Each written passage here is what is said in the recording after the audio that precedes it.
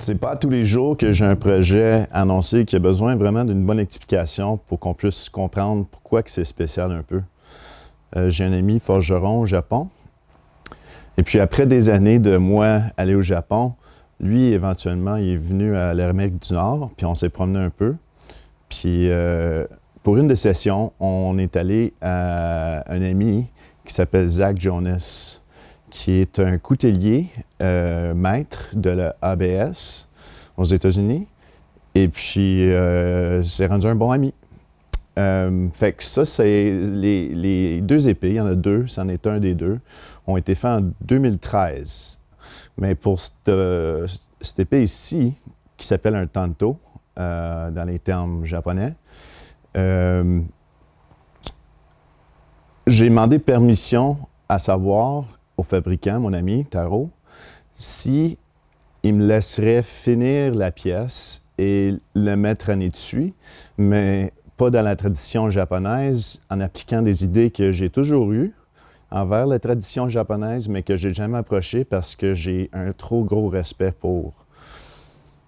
Mais là, je veux pas que d'autres années passent sans qu'il y ait rien qui arrive avec ces épées-là. Alors, en demandant permission à Taro, j'ai aussi parlé à Zach, parce que les deux épées ont été faites à son atelier.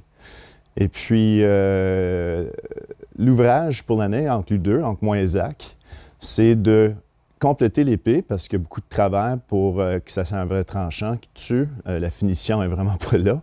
On est loin, mais la forme est là. Et puis, de chaque goût, on va faire une maison pour les épées. Alors moi, comme je vous ai dit, j'ai un gros respect pour la tradition, puis j'ai toujours hésité de faire les idées que j'ai, mais là, je veux les essayer. Fait qu'on verra si c'est des bonnes idées. Alors, mon idée, de mon côté, c'est de penser de l'épée, le contexte de l'épée aujourd'hui. L'utilisation de l'épée a beaucoup changé. Le monde ne les apporte pas tous les jours. Ça fait que mon contexte pour la maison, mettons, la manche, l'étui, etc., je vais appliquer mon style dessus, qui est une variation sûrement, mais aussi la présentation finale va être complètement différente. Mais je ne veux pas trop expliquer plus loin que ça, parce que ça se peut toujours que je change d'idée. Mais on se donne un an. Fait que moi et Zach a l'autre épée. J'ai laissé faire la sélection de laquelle il voulait travailler.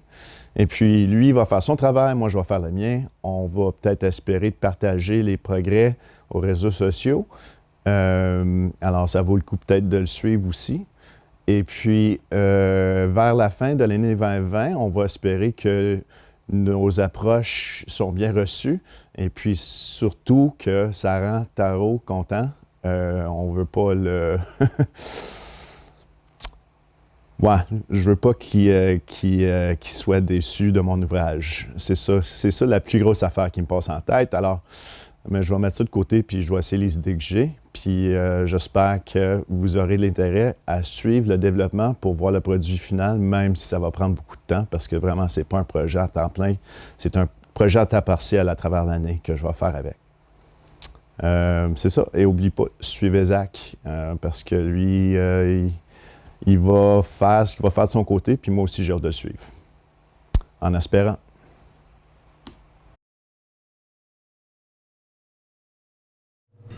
This is the jacket. You can see this and you can touch this.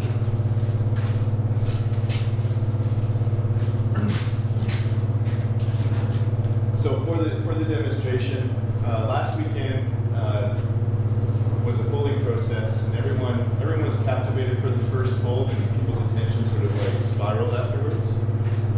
So Taro's work actually needs to be pretty focused at this point. So all we ask is for it not to turn into sort of a social setting. Mm-hmm. If you want to hang out or chit chat, you're welcome to maybe go to the other room or just take a step outside. But ideally for Taro, if there's captive audience, it'll actually help his work. The other thing is for Sunday, he's going to actually be quenching 2 blades.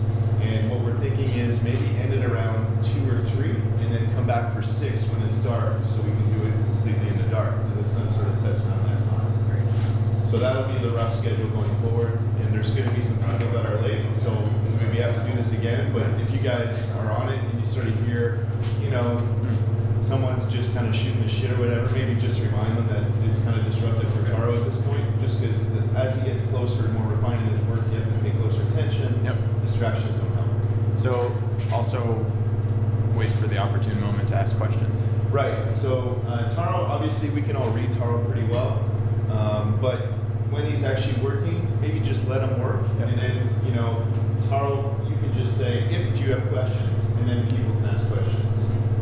Is that good enough? Yep. So that's probably about it. We're a small group today so far, but I think it's going to ramp up because JD's coming late, and Susan, the other woman, isn't here, and some other people trickle in and out. I'll be upstairs with the guys. I've been through this last night. And you want us to put you down when it comes? Okay. Please. Yeah.